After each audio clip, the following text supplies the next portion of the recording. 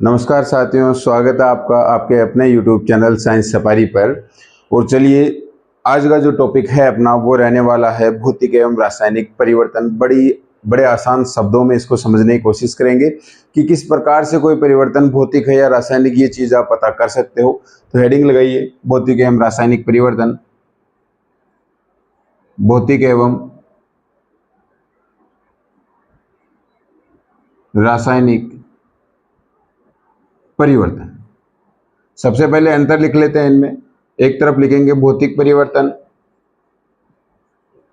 एक तरफ लिखेंगे रासायनिक परिवर्तन। इन दोनों भौतिक एवं रासायनिक परिवर्तन को समझने से पहले अपने को यह पता होना चाहिए कि कौन कौन से पदार्थ के भौतिक गुण है और कौन कौन से पदार्थ के रासायनिक गुण है। जैसे अपन ने आनुवांशिकी में लक्षण प्रारूप यानी फिनोटाइप और जो जीन प्रारूप या जीनोटाइप पढ़ा था, तो हमने देखा था कि जो लक्षण प्रारूप है वो बाह्य जो लक्षण है, बाहर से जिन्हें अपन देख सके और पहचान कर सके, वो जो लक्षण है वो क्या कहला रहे थे वहां पे, लक्षण प्रारूप। तो सेम वही चीज यहाँ पे, जो बाहर से जिन लक्षणों को एक तरीके से अपन देखकर बता सके कि क्या बदलाव हुआ है या क्या नहीं है, वो भौतिक लक्षण कहलाते हैं। और जो रासायनिक लक्षण की बात करें तो जिस प्रकार वहां जीनोटाइप पढ़ा था, जीन प्रारूप पढ़ा था, सेम उसी तरीके से जो आंतरिक जो संगठन है या जो आंतरिक गुण है उन्हें अपन कहेंगे रासायनिक गुण। तो पहला जो पॉइंट है इनमें डिफरेंस का, वो पहला तो हो जाता है अपना, जैसे पदार्थ के भौतिक गुणों में परिवर्तन। पदार्थ के भौतिक गुणों में क्या होता है भाई, परिवर्तन। ठीक है। और यहां लिखेंगे कि पदार्थ के रासायनिक गुणों में, पदार्थ के रासायनिक गुणों या जो संगठन है पदार्थ का, संगठन में परिवर्तन। ठीक है। नया शब्द आया आपके लिए कि भौतिक गुण। कौन कौन से होते हैं भौतिक गुण, यहां देखने की कोशिश कीजिएगा भाई।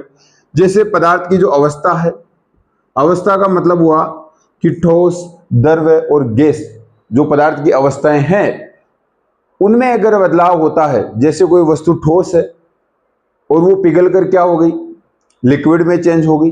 ठीक है। अब उस लिक्विड को गर्म करने पर वो क्या, भाप बन गया, वाष्प बन गया। तो ये पदार्थ की अवस्थाओं का अंतर रूपांतरण है। और पदार्थ की अवस्थाओं का जो अंतर रूपांतरण होता है वो किस प्रकार का परिवर्तन है, भौतिक परिवर्तन है। जैसे बर्फ है, उसको पिघला दिया गया, बर्फ को पिघला दिया गया, लिक्विड यानी पानी बन गया। ठीक है। अब उस पानी को गर्म कर कर हमने जलवाष्प तैयार कर ली, तो वो किस में चेंज हो गया, वाष्प या गैस में चेंज हो गया। इस प्रकार से तो एक तो अवस्था हो गई। इसके अलावा एक होता है आकार। ठीक है। आकार यानी आकृति, शेप की बात हो रही है यहाँ पे। यह हो सकता है आमाप। आमाप मतलब एक तरीके से साइज है, वो चेंज हो गई। तो अवस्था, आकार, आमाप हो गया, रंग हो गया एक तरीके से, घनत्व, गलनांक व क्वथनांक, कठोरता हो गई एक कि कोई पदार्थ कठोर है। ठीक है। ये सब क्या है भाई, ईटीसी, ये सब क्या है अपने भौतिक गुण है। ठीक है।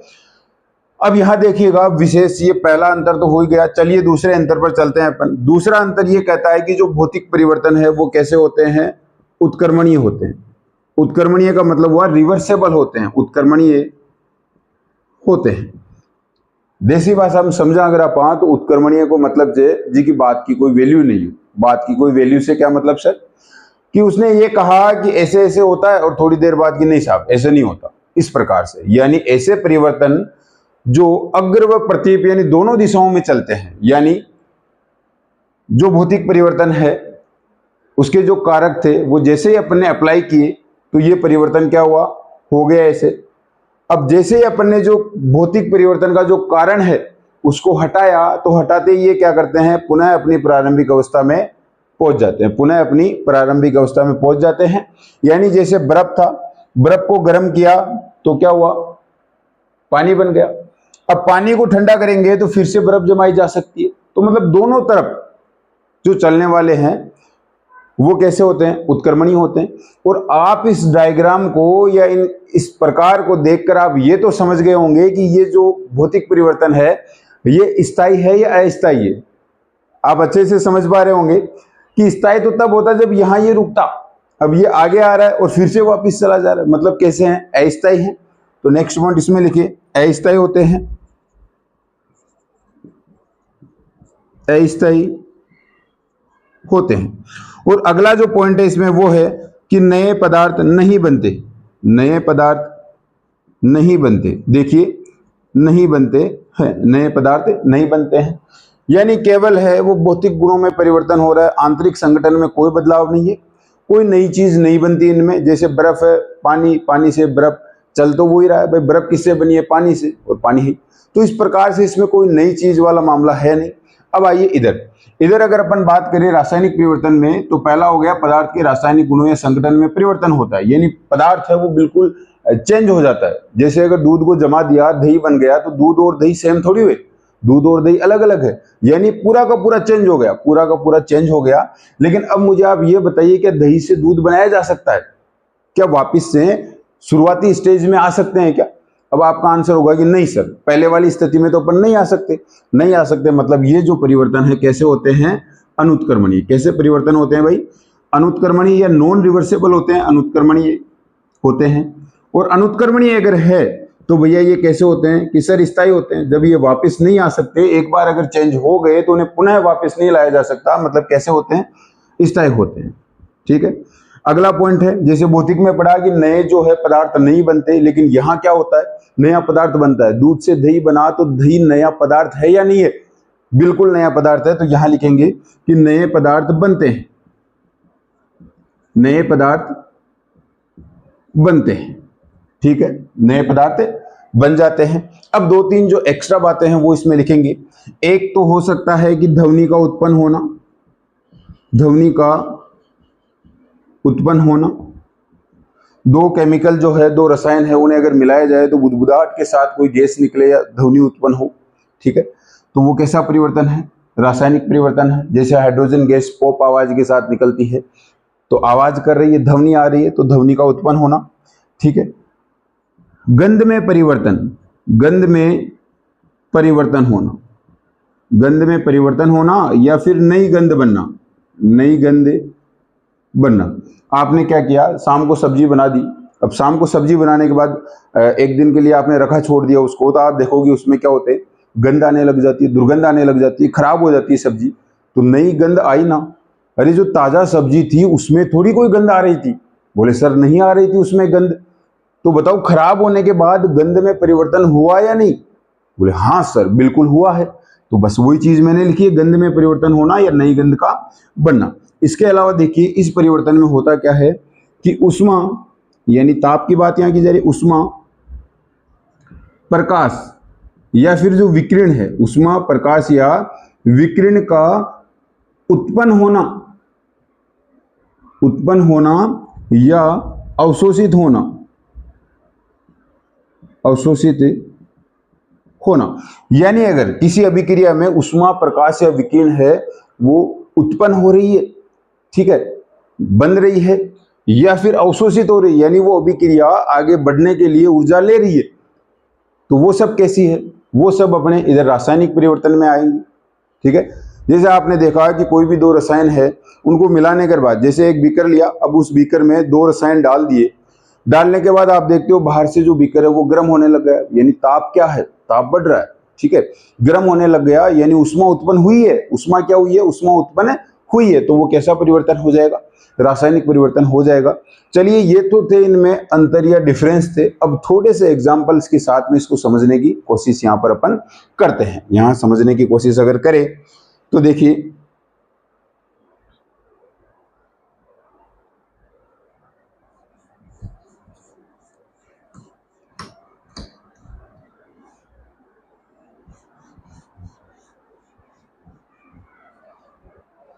हाँ भाई देखिए, भौतिक परिवर्तन की अगर बात करें तो एक तो शब्द आता है अपने ऊर्ध्वपातन, ठीक है, और क्रिस्टलीकरण। ये दो शब्द मैं पहले ही क्लियर कर देता हूं, क्योंकि होता क्या है कि एग्जाम में आपसे ये पूछ लिया जाता है कि निम्न में से भौतिक परिवर्तन है, और वहां ऊर्ध्वपातन और क्रिस्टलीकरण दिया हुआ मिल जाता है। ठीक है, अन्य कोई शब्द हो जैसे काटना हो या पीटना हो इस प्रकार से, तो वो चीजें तो आप समझ लेते हो, लेकिन ये जो दो शब्द है इनमें डिफरेंस कीजिए। ऊर्ध्वपातन क्या होता है? ऊर्ध्वपातन का मतलब होता है कि कुछ ऐसे पदार्थ होते हैं जिन्हें गर्म करने पर ठोस से सीधे ही बिना द्रव में बदले डायरेक्टली गैस में चेंज हो जाते हैं, और जैसे ही उनको ठंडा करते हैं गैस से पुनः वापस अपनी ठोस वाली अवस्था में आ जाते हैं। देखिए एक चित्र के माध्यम से समझने की कोशिश करते हैं कि पदार्थ की तीन अवस्थाएं होती है। ठोस द्रव में चेंज होगा, और फिर द्रव किस में चेंज होगा? गैस में। लेकिन ऊर्ध्वपातन की प्रोसेस में क्या होता है कि ये द्रव में बिना बदले ही ठोस है वो सीधे ही किस में चेंज हो जाते हैं? गैस में चेंज हो जाते हैं। और गैस को जब आप ठंडा करोगे तो ठंडा करने पर ये गैस बिना द्रव में बदले फिर से क्या हो जाती है? अपने ठोस में आ जाती है। ठीक है, एग्जाम्पल अगर देखें ऊर्ध्वपातन जो है वो किन किन वस्तुओं में, किन किन पदार्थों में ये पाया जाता है, तो एक तो अपने जो नौसादर है, नौसादर का मतलब हुआ अमोनियम क्लोराइड, NH4Cl हो गया उसमें। एक अपने कपूर हो गया, नेप्थेलीन हो गया, ठीक है, नेप्थेलीन हो गया इस प्रकार से। और एक हो जाता है अपने शुष्क बर्फ यानी CO2 हो गई, और इसके अलावा आयोडीन। ये जो सब पदार्थ है ये क्या करते हैं भाई? ऊर्ध्वपातन दिखाते हैं, ऊर्ध्वपातन दिखाते हैं। और ऊर्ध्वपातन एक कैसा परिवर्तन है? भौतिक परिवर्तन। यहां से समझ गए होंगे आप कि गैस की जो अवस्थाएं हैं उनमें अंतर रूपांतरण हो रहा है, तो कैसा परिवर्तन आएगा अपने? कि सर वो भौतिक परिवर्तन अपने हो जाता है। ठीक है, इस प्रकार से। चलिए आगे बात करते हैं। दूसरा अपना रहा क्रिस्टलीकरण। और क्रिस्टलीकरण की अगर बात करें, क्रिस्टलीकरण का मतलब है कि किसी विलयन से पदार्थ के शुद्ध, किसी विलयन से पदार्थ के क्या करना भाई? शुद्ध क्रिस्टल प्राप्त करना जो है वो क्या है? वो अपना क्रिस्टलीकरण यहाँ हो जाता है। ठीक है, जैसे अपन बात करें, तुझे मान लो घरे कोई काम हो और चाशनी बच गई। अब चाशनी अगर बच गई तो बिना आप गरम कर ला तो पानी को तो कहीं, अरे पानी तो वाष्प बन उठ जा लो और चीनी प्राप्त हो जाली। ठीक है, इस प्रकार से। तो वो क्या है? क्रिस्टलीकरण, ये क्रिस्टलाइजेशन होता है। ये तो चलो ये दो जो पॉइंट थे मुख्य थे ये अपन ने समझ लिया। इसके अलावा जैसे बर्फ का पिघलना कैसा परिवर्तन है? ठीक है, भौतिक हो जाएगा। सोने का पिघलना, यानी पिघलना अगर शब्द मिल जाए तो आप किस तरफ भेजोगे उसे? कि सर भौतिक परिवर्तन की तरफ हम भेजेंगे। जैसे ये दो शब्द हो गए। दो शब्दों के बाद में यहाँ आपके लिए कुछ लिख रहा हूं, देखिएगा। सबसे पहले है विलयन। अगर किसी पदार्थ को किसी अन्य पदार्थ में घोलकर विलयन बनाया गया है, जैसे पानी में चीनी या नमक का विलयन, तो आप किस तरफ रखोगे उसे? इस तरफ रखोगे, क्योंकि पानी के वाष्पीकरण के द्वारा फिर से नमक या चीनी प्राप्त किया जा सकता है। ठीक है, अगली बात करूं मैं अगर पिघलना, तो पिघलना भी किधर रखोगे बताओ? देखिए सर पिघलना भी इसमें आएगा सर, सोने का पिघलना। लेकिन है तो सोना ही। देखिए आप जो है वो सबसे पहला डिफरेंस करने का जो अंतर था आपने लिखा था उत्क्रमणीय और अनुत्क्रमणीय वाला, उससे आप इनके अंदर एक तरीके से डिफरेंस कर सकते हो। इसके अलावा फिर आपको जाना है कि क्या उस पदार्थ में बदलाव हुए हैं, आपको ये देखना है। जैसे मैंने कागज को फाड़ दिया, अब कागज को फाड़ दिया तो आप कहो कि सर उसको वापस से चिपकाने पर वो पहले जैसा तो पूरा तो नहीं होगा। जैसे नोट है, उसको फटा हुआ जो नोट है उसे कोई दुकानदार लेता नहीं। इसका मतलब क्या हुआ कि जैसा वो था उस स्थिति में तो नहीं, लेकिन क्या नोट बदला? क्या कागज चेंज हुआ? क्या फाड़ने से जो कागज है वो कोई अन्य चीज थोड़ी बन गई? है तो कागज ही। तो वो क्या है? वो भौतिक परिवर्तन अपने होता है। तो विलयन, पिघलना हो गया एक तरीके से। काटना मतलब जैसे अगर मैंने लकड़ी को काटा तो क्या लकड़ी चेंज हुई? क्या है तो लकड़ी फिर भी, तो वो कैसा परिवर्तन है? भौतिक परिवर्तन है। काटना हो गया। काटना के अलावा जैसे टूटना मतलब जैसे मान लो शीशा गिरकर टूट गया। शीशा क्या हुआ कि शीशा गिरकर क्या हो गया भाई? टूट गया। तो क्या शीशा अगर टूटने से कोई अन्य थोड़ी बन गया? है तो शीशा ही, लकड़ी थोड़ी बन गया वो। ठीक है, तो टूटना किस में आ जाता है? अपने भौतिक परिवर्तन में यहां अपन पढ़ते हैं टूटना। ठीक है, इस प्रकार से ये कुछ चीजें हैं। अब देखिए कुछ उधर वाले रासायनिक परिवर्तन की अपन बात कर लेते हैं। रासायनिक परिवर्तन की यहां बात करें तो जैसे दहन है, दहन या जलना। देखिए किसी भी चीज को अगर आप जला दोगे तो नया पदार्थ बन जाता है, और जलने के बाद पुनः अपनी प्रारंभिक स्थिति में आना पॉसिबल नहीं है, क्योंकि सब कुछ ही चेंज हो गया। ठीक है, तो दहन या जलना जैसे कोयले का जलना, मैग्नीशियम रबर का जलना, वो सब कैसे परिवर्तन है भाई? वो सब रासायनिक परिवर्तन है। इसके अलावा किण्वन, किण्वन का मतलब क्या होता है? देखिए, किण्वन होता है कि जिसमें जो जटिल पदार्थ होते हैं, जो जटिल कार्बनिक पदार्थ है, उन्हें सूक्ष्म जीवों के द्वारा क्या किया जाता है? सरल कार्बनिक पदार्थों में तोड़ दिया जाता है। जैसे स्टार्च या चीनी को एल्कोहल में बदल दिया जाए, तो वो क्या है? वो किण्वन है। वो क्या है भाई? किण्वन है। ठीक है, चलिए, ये तो हुई इसमें बातें। इसके अलावा जैसे अगर मैं बोलूं कि फलों का सड़ना, फलों का सड़ना कैसा परिवर्तन है भाई? गंध चेंज हो गई, सड़ना, गंध चेंज हो गई, तो रासायनिक परिवर्तन है। ठीक है, अब एक दो जो मोस्ट इंपोर्टेंट जो एग्जांपल है, जैसे पेड़ों की वर्दी, पेड़ों की वर्दी, पेड़ों की वर्दी का मतलब हुआ कि अगर जो पेड़ है वो छोटे से बड़ा हो रहा है, तो वो कैसा परिवर्तन है? कि सर वो रासायनिक परिवर्तन है। ये चीज आप याद रखोगे विशेष, कैसा परिवर्तन है भाई? पेड़ों की वर्दी रासायनिक परिवर्तन है। कली से फूल खिलना, कली से क्या? कली से अगर फूल खिलना है, कली से फूल खिलना भी कैसा परिवर्तन हो जाएगा? अपने रासायनिक परिवर्तन। स्टार पॉइंट लगा के ये दो आप याद रखोगे, क्योंकि इन्हें, इनके जो डिफरेंस है उसके आधार पर एक तरीके से क्लियर करना थोड़ा सा मुश्किल हो जाता है। तो ये दो तो आप कंप्लीटली याद रखोगे ही रखोगे। आ जाइए फिर से इधर थोड़ा और बात कर लेते हैं। जैसे विलयन, पिघलना, काटना, टूटना हो गया। गर्म करना, अगर किसी चीज को अपन ने गर्म कर दिया, उसका ताप जो है वो बढ़ रहा है गर्म करने पर, तो गर्म करने पर उसमें कुछ परिवर्तन हो रहे हैं, तो वो कैसे हैं?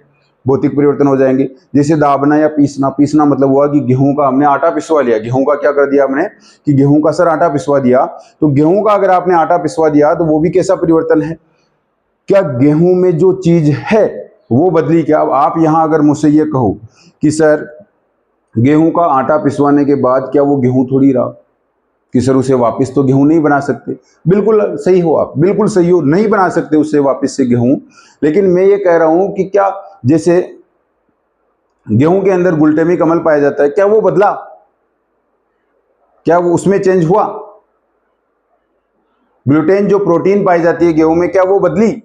नहीं बदली। मतलब पिसाने के बाद चीजें तो वही है, चीजें वही है। कार्बोहाइड्रेट मिलता है, कार्बोहाइड्रेट ही उसमें, क्या प्रोटीन की मात्रा थोड़ी बढ़ गई पिसाने के बाद? ऐसा तो नहीं है। तो गेहूं का आटा पिसवाना भी कैसा है? अपना भौतिक परिवर्तन यहाँ पर आ जाता है। इसी प्रकार से अगर बात करें अपने, जैसे बल्ब का जलना, बल्ब का जलना कैसा परिवर्तन है? बल्ब का जलना भौतिक परिवर्तन हो जाता है। कागज का फाड़ना हमने इधर पढ़ा। मोम का पिघलना, मोम का पिघलना कैसा परिवर्तन है? ध्यान दीजिएगा, मोम का पिघलना भौतिक परिवर्तन है। पिघलने के बाद है तो मोम ही, लेकिन मोमबत्ती का जलना आपसे पूछ लिया जाए कि मोमबत्ती का जलना कौन सा है, तो भैया मोमबत्ती का जलना दोनों ही है। मोमबत्ती का जो जलना है, मोमबत्ती का जलना कैसा परिवर्तन है? तो मोमबत्ती का जलना रासायनिक भी है और क्या है? अपना भौतिक भी है। क्योंकि मोमबत्ती अगर जल रही है, मोम पिघल रहा है, और मोम का पिघलना भौतिक परिवर्तन हो गया, और मोमबत्ती जलने के बाद CO2 गैस जो उत्पन्न हो रही है, तो वो कैसा हो गया? वो रासायनिक परिवर्तन हो गया। इसी प्रकार से अगर मैं बात करूं रक्त का थक्का, रक्त का थक्का जमना, तो रक्त का थक्का जमना भी भैया दोनों तरफ का मामला है। रक्त का थक्का जमना भी क्या है? दोनों तरफ का मामला होता है। देखिए उसमें है क्या कि रक्त का थक्का जमता है, ठोस यानी थोड़ा सा गाढ़ा गाढ़ा पदार्थ हो जाता है, तो अवस्थाओं में रूपांतरण हो रहा है, भौतिक परिवर्तन हो गया। लेकिन उसमें जो प्रोटीन काम कर रहे हैं, फाइब्रिन वगैरह, प्रोथ्रोम्बिन वगैरह जो प्रोटीन है वो काम कर रहे हैं, तो उनमें भी तो चेंज हो रहा है, और उनमें अगर चेंज हो रहा है तो फिर वो रासायनिक परिवर्तन भी हो गया। तो इस प्रकार से ये दोनों ही परिवर्तन इसमें हो जाते हैं भाई। ये जो मोस्ट एग्जांपल एक तरीके से इसमें थे वो हमने ले लिए हैं। इसके अलावा आप प्रीवियस ईयर्स की क्वेश्चंस हल अगर करोगे, प्रीवियस ईयर के क्वेश्चंस अगर हल करोगे, तो वहां से आपको जो जो नए नए एग्जाम्पल है आपके पास, उन्हें पढ़िए। उन्हें पढ़ने के बाद उन्हें समझिए, रटिए मत। ये भौतिक और रासायनिक परिवर्तन रटने वाला चैप्टर है नहीं। आराम से पढ़िए, पढ़ने के बाद सोचिए कि क्या मैं इसको वापस से बदल सकता हूं। पहली बात तो ये सोचिए। दूसरी बात आप ये सोचिए कि क्या ये घटना घटित होने के बाद कोई नई चीज बनी है या नहीं बनी, ये भी आप सोचिए। अगर आपको लगे कि यार हाँ ये नई चीज बन गई है, तो नई चीज अगर बन गई है तो रासायनिक परिवर्तन, और अगर नई चीज नहीं बनी है तो फिर कैसा हो जाएगा? अपने भौतिक परिवर्तन हो जाएगा। ठीक है भाई साथियों, चलिए भाई अब इस क्लास को यही खत्म करते हैं। धन्यवाद साथियों, बने रहिए साइंस सफारी के साथ, और चैनल को लाइक और सब्सक्राइब करना ना भूले भैया। न तो आपके पैसे लग रहे हैं इसमें लाइक करने के और सब्सक्राइब करने के, फ्री ऑफ कॉस्ट है, फ्री ऑफ कॉस्ट है। तो आप लाइक और सब्सक्राइब करके मुझे मजबूती दे सकते हैं, मैं मजबूत होऊंगा। तो आपके लिए शायद ये जो सुविधाएं आप देख रहे हो इनमें थोड़ा सा विस्तार हो। ठीक है भाई साथियों, तो लाइक एंड सब्सक्राइब करें चैनल को। और धन्यवाद साथियों, बने रहे मेरे साथ और पढ़ते रहे मेरे साथ साइंस। धन्यवाद।